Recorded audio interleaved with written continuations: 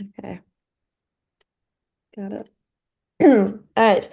But I'm also curious to see where everyone's calling in from. So if you let me know in the chat what country you're calling in from, I'm going to try and guess the time zone there.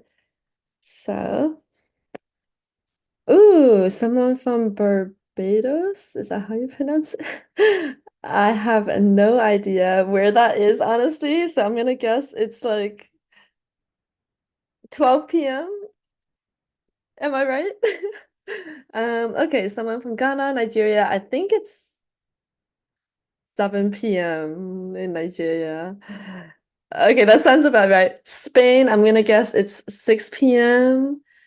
India, I know it's 10:30 p.m. because it's 9 p.m. here, so it's easy to do the math. Some people from Asia. I think it's pretty late in Asia right now, so thank you for being here. Someone from New Zealand. Oh my gosh, isn't it like 3 a.m.? Thank you so much for being here. Um, okay. Wow, we have people from all over. Someone from Argentina, Philippines. Amazing. Thank you so much for being here. I hope you're as excited about the session as I am. We have a lot to get through. I collected all your questions and I'm going to ask them in a bit. But first, let me do my entry-level intro. So, hopefully everyone can see my screen there. I'm going to do a quick intro and then we can get to the talking about remote jobs. So a little bit about entry level. We help you learn and get experience so that you can get hired. These are some of the courses that we have. So a few rules before we start, please be respectful. Don't spam the chat with unrelated information. If you have any questions, you can always ask in the chat and I'll say it out loud. I'm also live streaming this on YouTube, so you can find the link. I'm going to put it in the chat, but you can always go back to it later. And because I'm live streaming, please keep your mics muted just so that the audio is clear for the live stream. All right. So I also want to hear what level you're at in tech. If you're a complete beginner, have you taken a few courses, landed an internship, maybe a remote internship, or if you're currently working in tech? I'm assuming most of you are not working in tech because you're here at this remote tech job event, but just let me know in the chat which level you are.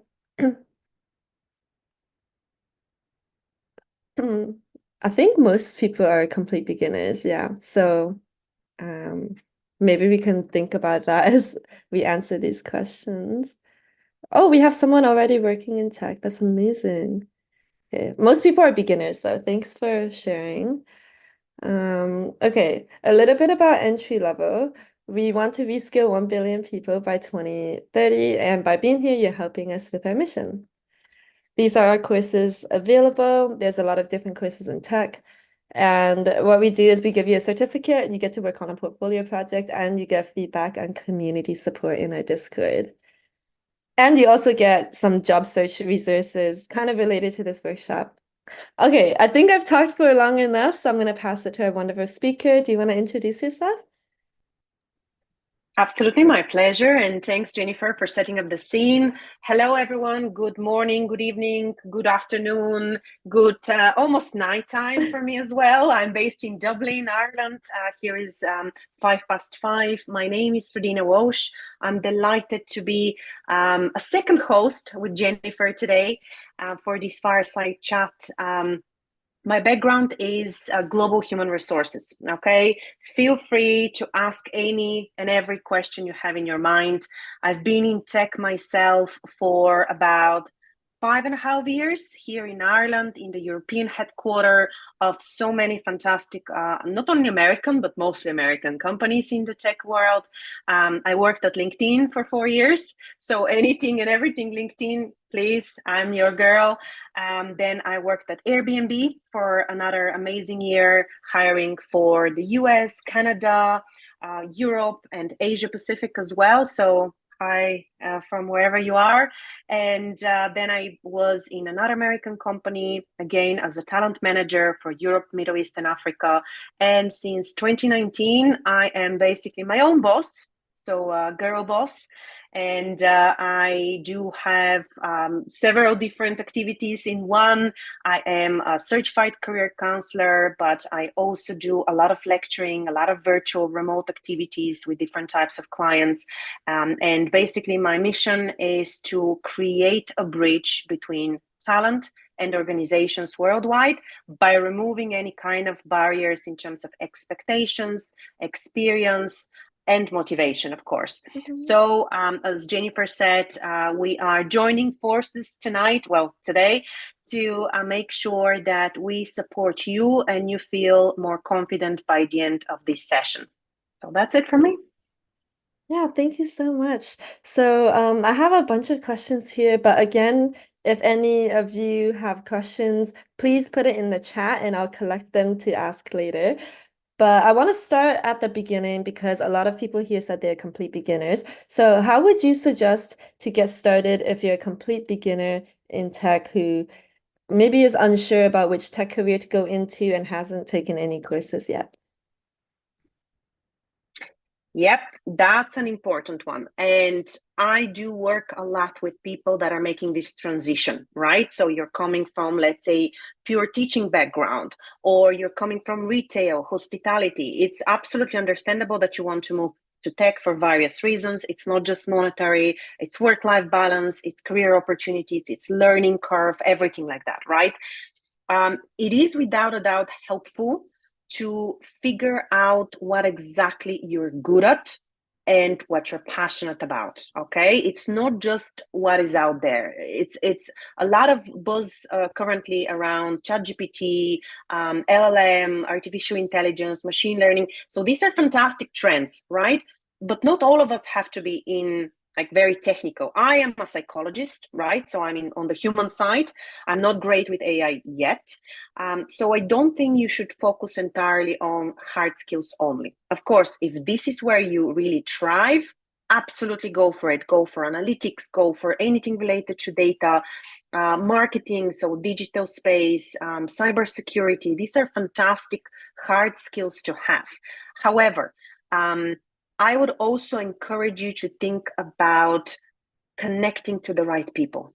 Okay, in the world we live in, and entry level is fantastic for doing that, is supporting with mentoring. Okay, you will be surprised how many experts out there via LinkedIn, of course, that's the best tool, are really open to have a dialogue with you. It doesn't have to be, let's schedule a meeting and speak to one another. It could be via chat. It could be via emails. For me, the most important starting point is A, understanding where the world is going, and B, trying to think about what type of experts do I need to connect to. That's kind of related to my next question, actually. Like, let's say you're interested in multiple things and you're passionate about multiple things. Like, how do you Mm. pick just one to focus on? Well, and that's probably the challenge number one for Generation Z. Okay, I'm a millennial, so I'm a bit old school, but I do work a lot with the younger generation, and there's nothing bad about being multi-talented, being excited about different areas of the business, right? However, when you decide to apply for a specific role, right? You have a resume, you have a LinkedIn profile, maybe you have a portfolio, right? So usually it's these three documents. You kind of need to give an indication to the recruiters, the HR specialist, whoever is checking your resume, even artificial intelligence bots, right? You need to give an indication as to maybe one or two areas of expertise, or maybe or two areas of interest that are a bit more niche. If you are too spread out, it will be quite challenging, right, for the recruiters to put you in a box. And unfortunately, for certain positions in tech, they need to allocate you into a specific box. Okay, so it's not about fitting the bill. You don't have to change your mindset, your profile in order to fit someone else's idea. But let's say, to give you a real example, you're interested in working with clients. Okay, you want to be on the front line, maybe customer support, maybe sales, you're not 100% sure, but you really enjoy working with people. You're not afraid, you are talented, you have great communication style. Perfect. Think about positions in tech that are related to that. As I said, customer support is one area. Sales, so account executive, account management, relationship management, second option. If you don't really like the actual sales process, but you still want to be in a client-facing role, think about customer success. That's another fantastic role that is a bit more behind the scene, but you still work directly with clients. Or maybe community management. Maybe some of you haven't heard about this particular area. It's in between PR, marketing, and branding, and a little bit of sales, but you're still interacting with a lot of people, with a lot of different clients or internal clients as well. So if you have multiple interests, still try to understand how you can translate this into actual roles within organizations. I know it sounds easier when I say it like that, and it's related to a lot of research, but trust me, the more specific you go about what do I really like, what am I really good at, and try to identify it in specific business position, the quicker or the easier it will become after a certain period of time. Thanks so much for sharing. So, actually, a lot of people were asking in the chat about this as well, and I just want to share that entry level does have a quiz to help you narrow it down. So I'm going to link that in the chat now. But Perfect. what about your LinkedIn specifically? How would you position yourself if you're interested in all these different roles, you're applying to all these different jobs, but you should just present one on your LinkedIn? What would be your advice there? Yes, and the great thing about LinkedIn, and I do believe that you don't have to be one position. You don't have to be your current role. You're the sum of everything that you've been doing plus where you want to go. So LinkedIn is actually a fantastic tool to elaborate, starting with your headline, okay, starting from the very beginning, to elaborate as to what you bring to the table. Okay, just looking for exciting opportunities is not going to make the cut. I guarantee you that. But let's say, to give an example, so I was in recruitment, right? But I also was professional swimmer back in the day. And that you think probably that's nothing to do with business. However, trust me, it does. I'm also multilingual. I speak 3 languages, okay? And I lived abroad in different countries. I lived in 4 or 5 different countries, okay? So these are things that are very specific about Radina.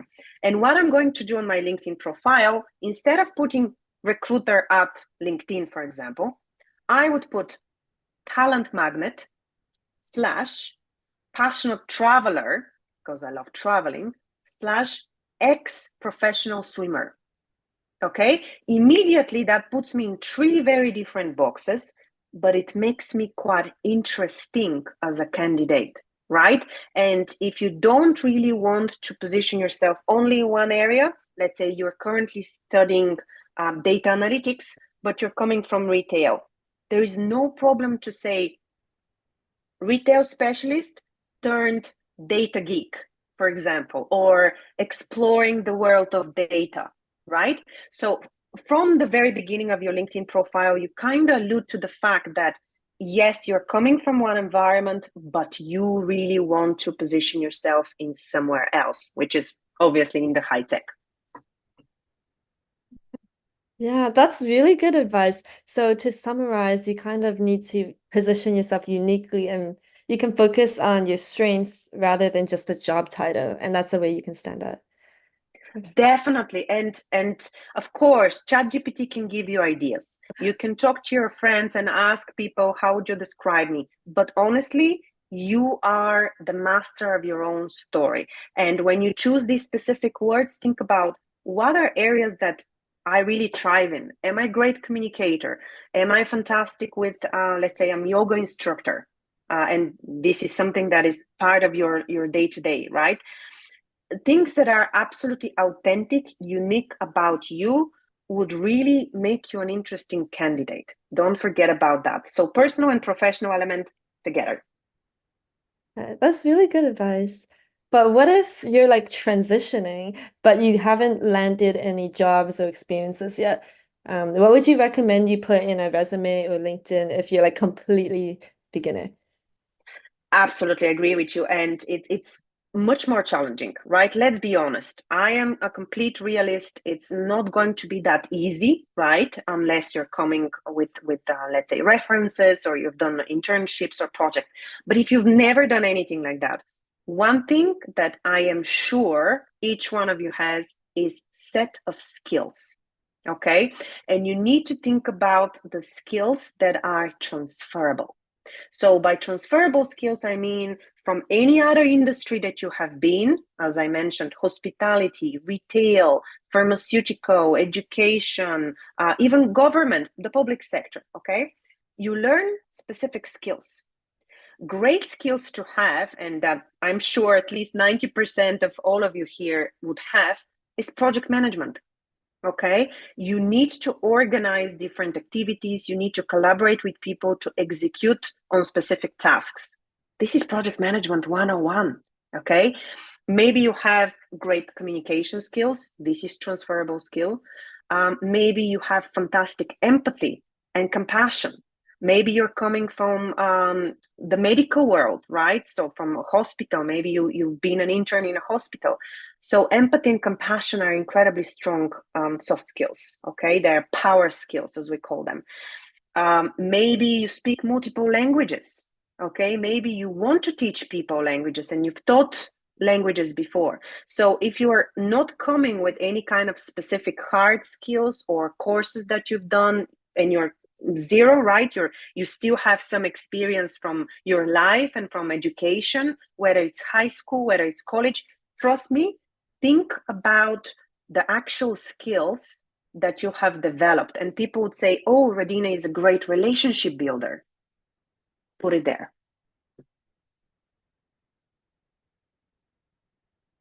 So, how would you recommend finding out those skills? Like, would you ask your friends? Yes. Well, first of all, always multiple channels. Asking your friends, asking your family members, anyone that knows you well, ask them, what do you think I'm really good at? It doesn't have to be only soft skills. It might be hard skills. So project management is a hard skill. Maybe it's sales, maybe it's marketing, maybe it's customer service or support. Maybe it's just you're tech savvy, right? All of you here that are Generation Z, you are really born with that. Not us. I had my first laptop when I was 14, so that's a different story. Maybe it's tech savviness, maybe it's social media, right?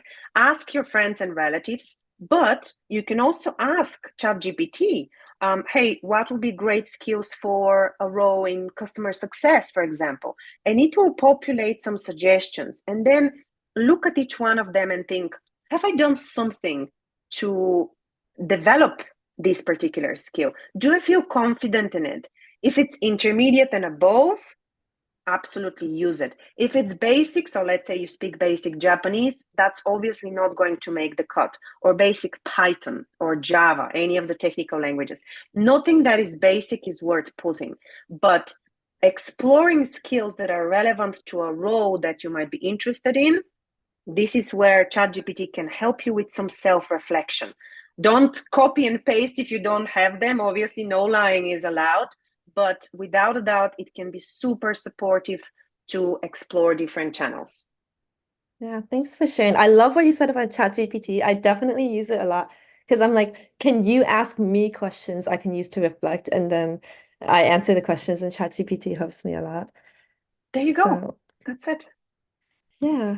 Um, my next question is more about remote jobs for different countries. So like, let's Mhm. say you're applying for tech jobs, but usually it's like, oh, it's remote only for the US. So how would you find remote jobs that are like worldwide or that people from your country can apply to? Yes, and that has been an issue not from 1 or 2 years, right? It is a fact that a big chunk of the remote only, so the remote friendly jobs would be in the US, right? But there are so many different job boards. First of all, don't rely only on the main job boards. You really need to dig deeper. into finding specialized job boards and creating job alerts so that you get information straight to your email whenever this is happening, including LinkedIn, of course, but I wouldn't only go to the main job boards and like pray that something is going to happen. Second, communities. Absolutely look for, if you're looking specifically for a remote company, there you go. You need to find communities. They are on Facebook, they're on LinkedIn, they're on Slack. Okay, so if you've never used Slack, you need to make sure that you understand how to operate with it. It's super user friendly, by the way. Or they have different websites and they have plenty of resources for you. So communities is number two. Number three, the good old subscribing to people that are in the remote environment. So LinkedIn again would be fantastic to stalk them, okay, in a nice way, to just identify who are significant players in that field, which companies or which individuals are posting different jobs and opportunities. Follow them, engage with their content. This is the actual proactive approach versus only looking for existing jobs. Sometimes certain jobs are only posted in a close circle of people because talent knows talent. This is why it's so important to build relationships, get out of your comfort zone, out of your shell, whether it's you're an introvert or extrovert. Really, you need potential referrals. I can't stress enough how important that is, together with the other two that I've suggested. Yeah, I actually have a list of remote job boards that I'm going to link because Fabulous. I have like a huge list. So I just put all of that in the chat and for everyone watching on YouTube, but I will also be emailing it out to everybody. And I love what Amazing. you said about communities because actually at entry level we have a Discord community and Discord is very similar to Slack. So it's one way to get used to it. Yeah, big And time, big time. feel like I feel like most people get jobs through referrals because a lot of job postings aren't even posted before the position is filled because people just ask others if they know anyone. Is that Yeah. true? Yes, yes, it is without a doubt. And I can tell you from my experience hiring at both LinkedIn and Airbnb and the third American company, the most relied on source for candidates has always been referrals. And there is unwritten rule, okay, you're never going to see that anywhere, that referrals will always be reviewed with priority. So that really is an interesting piece because what does referral mean actually? Is it just me sending my resume to a stranger and hoping that they will respond? No. A referral would be someone that you proactively engage with and you tell them a bit more about what you bring to the table, right? You have to influence them. And it does require probably a bit of interaction, maybe 2 or 3 times to interact with this person to make sure that they know why they're referring you. But without a doubt, I would say still this is a very strong channel to really build relationships and to get an opportunity to get your foot in the door through referrals. I personally have had so many scenarios where great salespeople are recommending support specialists or even interns.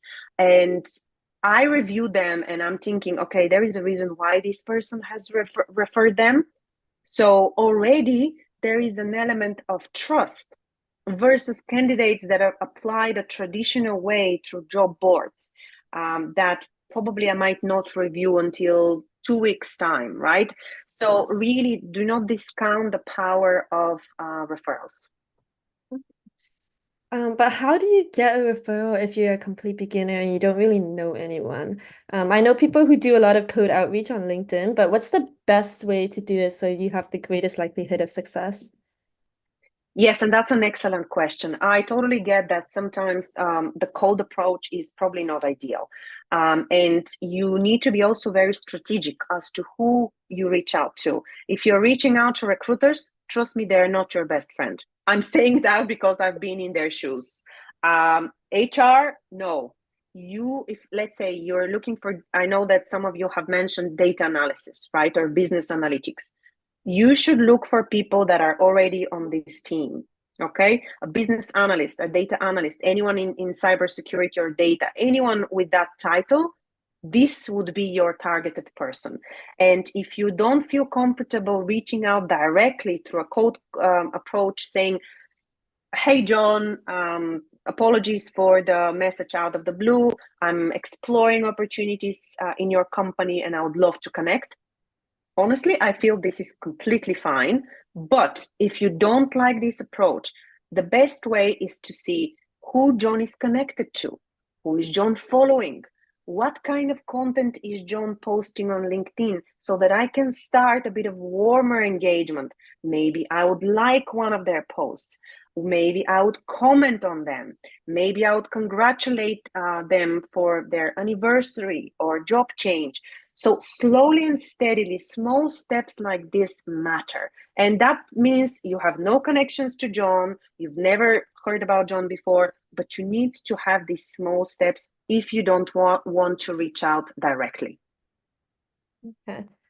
That's really good advice because a lot of people I talked to who landed an internship as a complete beginner after taking an Yeah. entry-level course, they did the code outreach. They were like, I messaged like 5 people a day. They were on the grind and they were very consistent about it. But if, Yes.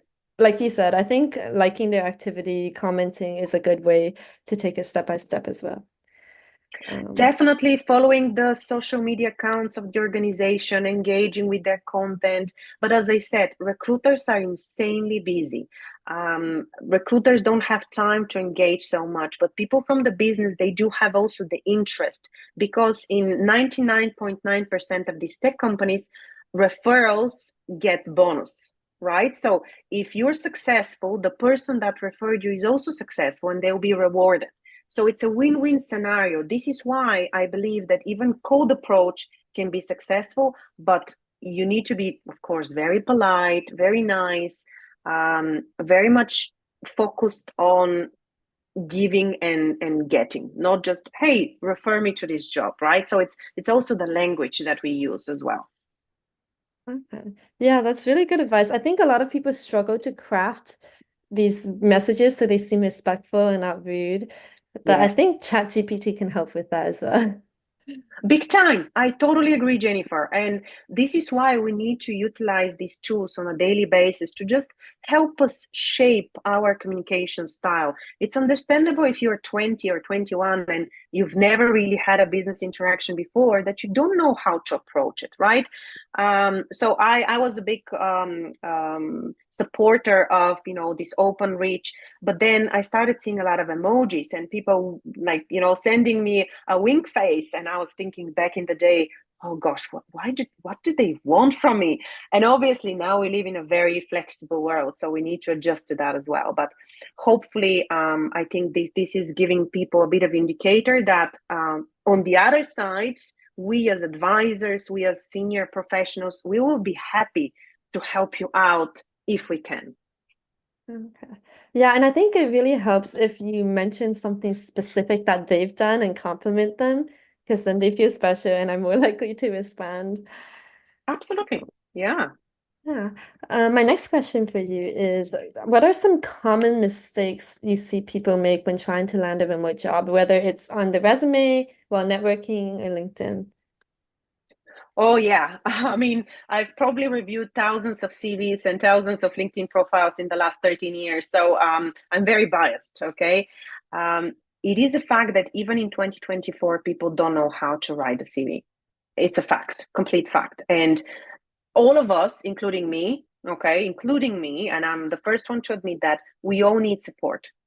ChatGPT can do so much, but if you have a support of a career guidance expert or anyone more senior who has reviewed CV, it doesn't have to be a recruiter necessarily, to just help you craft a very influential message. Same is valid for LinkedIn. I know some people here mentioned that it's very difficult to understand your passion.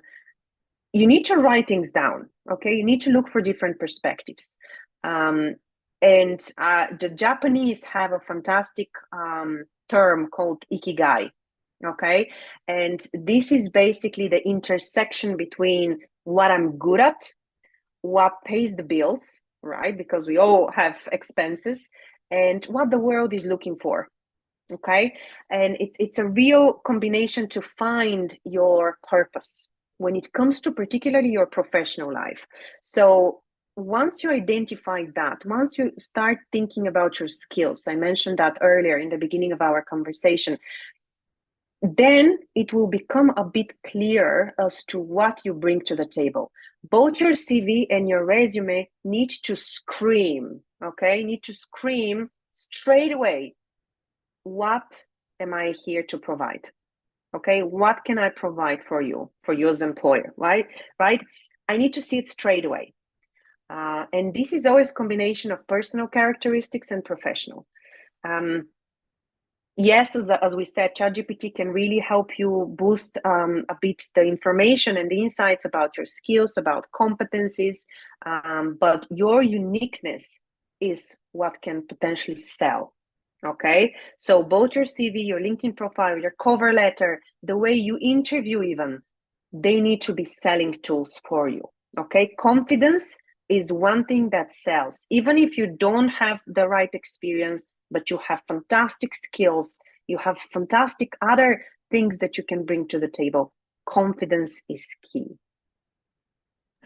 That's very interesting because a lot of the people I talk to, because I interview a lot of entry-level students who are successful so they can inspire more students, and every single one of them said that they were confident because they felt like they had the skills and experience from entry-level projects. So Amazing.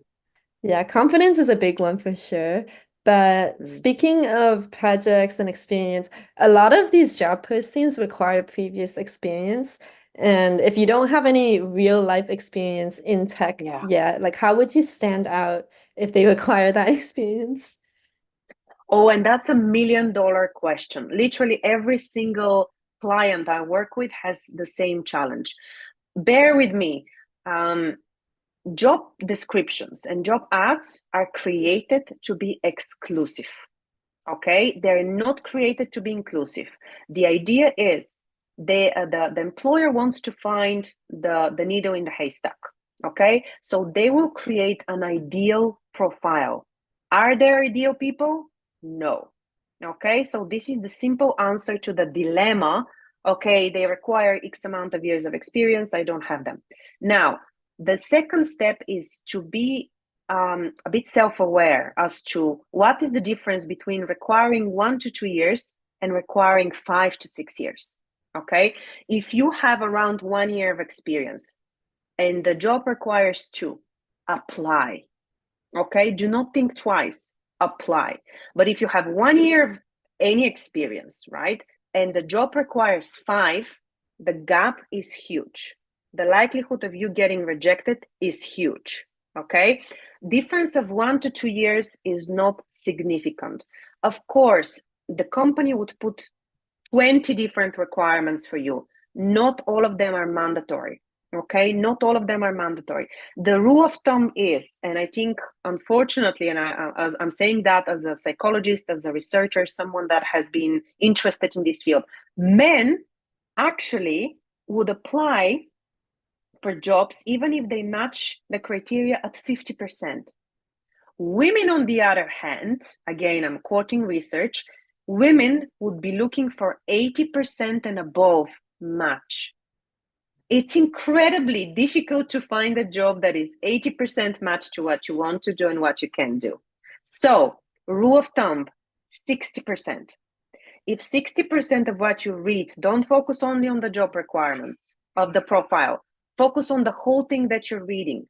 If 60% are things that you have done and that you also feel a bit confident in, then go for it. Absolutely go for it, because that means that you have quite a lot of chances. Of course, the competition will be severe, but you have no control over that. Okay, you have control over your own actions. So from a job standpoint, even if you don't have the right years of experience, but the gap is small, go for it. But that leads me to another question. So if you Mhm. don't meet all of the requirements, and let's say you meet 60% of it and you apply anyway, would you recommend like a spray and pray approach where you apply to a lot of different jobs? Or would you more recommend looking at the company, researching if you'd actually enjoy working there, and only apply to a little, like a few jobs? Now, the answer is somewhere in the middle. Okay, so I am not a fan of utilizing platforms, and actually, there are platforms that basically can spread your CV to 200 jobs in a week. I am not a fan of that. I don't think that's adequate, and I don't think this gives you quality. It gives you quantity. That's it. It doesn't give you quality. On the other hand, I will admit that applying for jobs is a numbers game. You cannot apply for one or two or three, right? You have to apply for more. But the actual candidates that win the game are the ones that are strategic about it, that have chosen two or three type of roles that are similar or close enough, but in different type of companies, let's say smaller, medium size, and large tech companies, and they apply strategically and with desire, with mindset, with a focus, and they apply for these specific roles over and over and over. Okay, so by strategic, I mean you have to be selective, but you have to have quite broad idea as to what can work and what wouldn't work. So too much research onto one company means you put all your eggs into one basket. Not ideal, but just spreading your CV here and there and your LinkedIn profile everywhere just to see where people will react, also not a good profile, or not a good approach. So something in the middle where you identify, let's say these are the top 100 companies I'm interested in, or top 50, okay, top 50 companies. Let's see what they have. Create job alerts, apply in a structural way, try to connect with people that are in these companies, and then time will show. It might take 2 months, it might take 5 months. We live in a very uncertain world where no one can tell you how long would it take you to get a job. No one will tell you. Okay, so be prepared to go with the numbers, but still exert a level of strategy into that. That is such good advice because, especially the top companies part, because I feel Mm. like if I really love the company and their mission, then I'll enjoy working in any role. And then as time goes on, you can pivot into another role within the company. And it's a lot easier to do that. So actually that happened Beautiful. to me. I wanted to be a UX designer, but then I really liked entry level because I was a student before I got hired. And I was like following all their social media. I didn't have job alerts, but when you follow social media and you engage, you immediately see them on their feed when they post job postings. And I saw one for Yes. marketing and I was like, oh, I wanted UX design. But then I got the job for marketing and I actually like marketing a lot better. So See, there you go. That's a perfect example, Jennifer, for people that are ruling out a specific area just because maybe they don't have experience, they don't know much about it, and then all of a sudden you get an opportunity, you start in it, and you're like, "Whoa, that's actually interesting." So that's why I said keep a broad idea, because marketing has so many different sections within marketing. Sales has so many different sections. Customer support is not just customer support, it's technical, it's specialized support as well. So there's so many different things that you can go into, and not put brackets and only look for jobs in let's say account manager, and that's it. That will really limit you, and it wouldn't give you the chance to explore things that are completely different. yeah, exactly. And I feel like because entry level is a smaller startup, I got the opportunity to try many different skills. So not just marketing, but I had to do data analysis as part of my marketing job.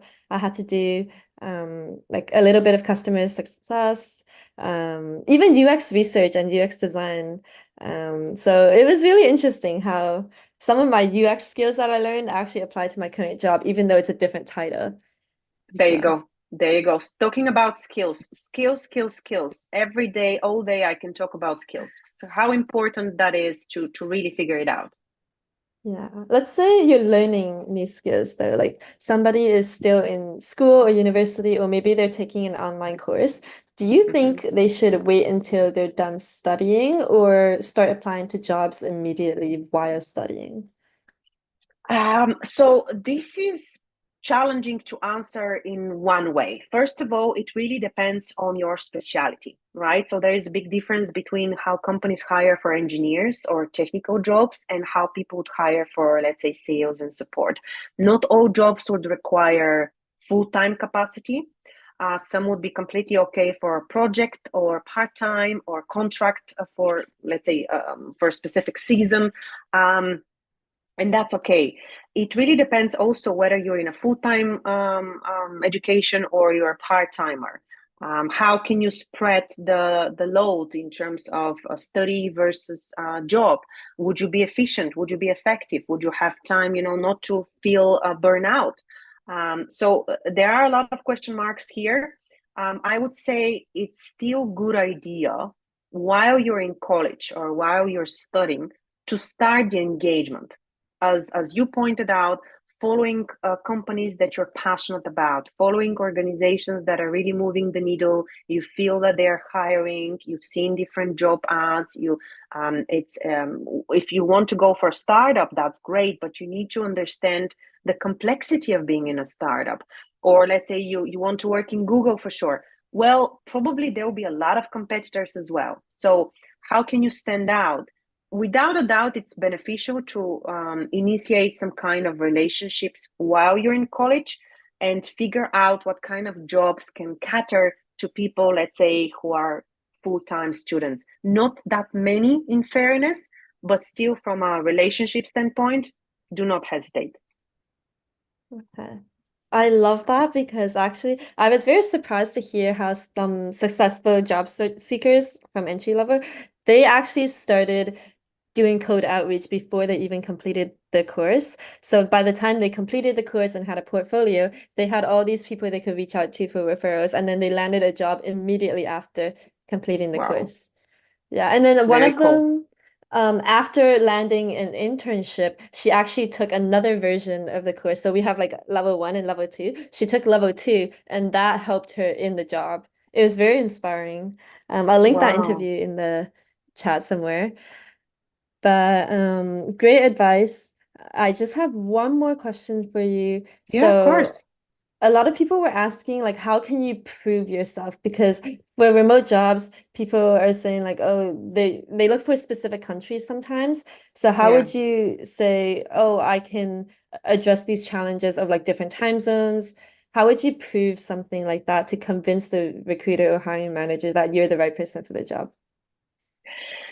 Yeah, and now there are companies and companies, right? Some companies will be quite open-minded and they would look, as you said, at the time zone. So if you're confident with certain time zones, this should be written somewhere, whether it's your CV, cover letter, or LinkedIn profile. This should be visible somewhere so that immediately my brain is, as a recruiter, my brain is triggered and I remember you because you've already thought about a potential obstacle. So this, without doubt, would be plus. Some certain companies would be restricted in terms of location for tax and legal purposes.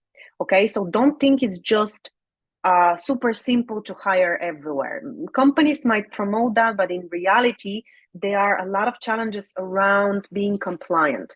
So some companies would not be able to do hiring from anywhere because of tax and legal restrictions. So this is why it's important to always put in your CV where you're currently based. Let's say if you have multiple citizenships, to just mention that as well, because passports sometimes can be door openers for traveling and also for, again, for tax purposes, it might be easier as well. Um, it would be challenging to convince a company if they are looking, let's say, if they're looking only for candidates in Europe and you're based in Africa, it would be very difficult to convince them, hey, hire me. But you need to look at different type of organizations that will be open. And even if they're not specifically saying which countries, apply, okay? Apply and see what the result would be. Better to have multiple options versus only to look for specific wording, oh, we're able to hire from anywhere. Because sometimes, and that has happened to a client of mine, a company that I was consulting, they wanted to hire a UX designer, funny enough, and they were looking at Europe. However, this lady was based in Indonesia and she was Spanish. Okay, so she was based in Indonesia, but she was Spanish and she was paying actually her taxes in Spain. So technically, we were able to hire her through employment organization that was basically contracting her and we were paying her salary. So she wasn't directly employed by the company, but she was working at the company, right? So in certain scenarios, depending on your seniority, depending on your specialty, companies might make a compromise, okay? So don't rule out all organizations. Apply, and even if you get a rejection, go for the next company. I think what you described is kind of what happened to me because I am like, it's not legally a full-time employee, even though I'm basically treated as one. I'm an independent contractor. So to hire me in Canada, the company is Australian. Um, there were some like I could be an independent contractor and still work for them. Mm-hmm. Yeah. Yeah, there you go. And sometimes companies would be open to hire freelancers as well, but again, depending on your kind of specialty, you need to demonstrate some kind of portfolio or previous projects or any kind of additional certificates. I know that's definitely the case for, let's say, project management, and for other, let's say, accounting type of positions as well. In finance, there are lots and lots of certificates. But the more you can show from a self investment and growth and learning curve perspective, the better, for sure. Yeah, I think that is an interesting point because a lot of people were asking about freelancing and whether that would help you get experience. And I did have a previous event in it, which I linked in the chat about tips to freelance. But would you say that's a good way to get more project experience before going for a full-time role? Freelancing is on the rise, not only in America, everywhere. There is also a new trend about hiring fractional experts. And that's a kind of a new term, but due to restrictions from a headcount point of view, and you all have seen the amount of layoffs we had last year. Google will have another one this year as well, pretty big one. So no one is really secure. Let's be honest. No role, no seniority is secure. But having different profiles, so maybe you're a part-time worker or maybe you're full-time and you can do a bit of freelancing. Absolutely, there's so many platforms that can allow you to have multiple gigs, and you can add this to your CV and mention the different projects you worked on. For sure, that can be helpful. That can be a step towards getting a freelancer role or part-time role, and then maybe that would turn into a full-time opportunity. I know for sure because I work with Upwork. They actually have this setting on your profile where you can basically select what kind of projects you're open to and whether you're open at some stage to convert the project into full-time opportunity. So there you go. They've already thought about these options, and the future is flexible. Regardless of whether you're remote or in office or hybrid, this is definitely happening. So yes, my answer is freelancing can be without a doubt helpful. Yeah. I think so too. Like especially the full-time role, because after you freelance for a company and they like you a lot, it's easier to like the trust has already been built. They know you can do the work. Just one more question. Mm-hmm. So a lot of this is about like how to land jobs, but what if you are changing into tech from a different career, like Mm-hmm. transitioning? Would you still be going for internships? Let's say you have like 5 to 8 years of experience in that other field, but it's not tech. So what would your advice be there? Yeah, well, that's a very difficult area, and I've been there with quite a lot of my clients. I do work a lot with different type of countries as well, and different individuals that are doing this transition. It depends on, first of all, your individual circumstances. If you can financially afford to do an internship, go for it. Because again, this is a step in the door. If you cannot, right, and you feel I shouldn't be going for, two junior roles, or I can't really afford it from a life perspective, you can go for specialist roles. You probably won't go to an expert level role. You will go to a specialist, but you need to see still what you can make compromise with. And usually, in most cases, this is financial compromise. So there is a difference between how much you're paid, even if you are, a more senior person outside of tech and a junior person in tech. Maybe there is a big discrepancy in terms of the pay. But if you understand the pay, and by the way, you need to understand that from doing your research, or even if you reach out to people, or if you've done any kind of investigation on different websites. If that's okay for you, if you can make this cut, then go for different types of roles. But it's pretty challenging to say yes, go for sure, because it might be really against you. I always look at the total amount of years of experience, the bigger picture, okay? And I have rejected a lot of people because they're overqualified. Even if they're coming from a different industry, they're overqualified, right? And I will reject them, because you're looking at as a recruiter, you're looking at the team, right? You're looking at the organization. You're looking at things like culture and values. From certain industries, it's very difficult to jump into tech unless you bring specific expertise. So, not to put anyone in boxes, but I've had situations where people are coming from banking, okay, from very traditional, quite classic type of role in banking, moving to a very fast-paced, dynamic role in high-tech company. It's incredibly difficult. You need to convince me on so many levels that you can make this transition with your CV. It needs to be full of skills. It needs to be full of different flexible experiences or extracurricular activities. It's too challenging, right? So again, depending on your financial situation, depending on your expertise, for technical roles, it would be a lot easier. For support, and for sales, for marketing, might be a bit more challenging. Right. What you said about overqualified is so interesting. So, Mm-hmm. how would you like, what is the most convincing way people can put on their resume or LinkedIn to convince you in that situation? Again, it depends on the role that you apply for as well.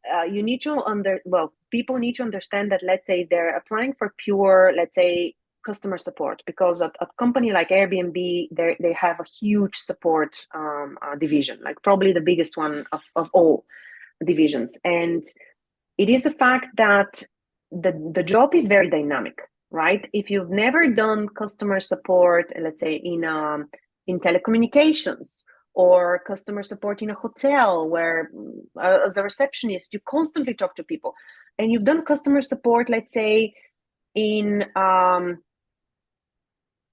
retail, where you occasionally have clients in a shop, unless you bring, let's say, languages. Think about the transferable skills that I mentioned earlier. Do you speak multiple languages? Have you lived abroad, for example? Do you bring any additional skills to the table? Let's say you've been to sales before, even if it's a different industry. Maybe sales is something that you can bring to the table.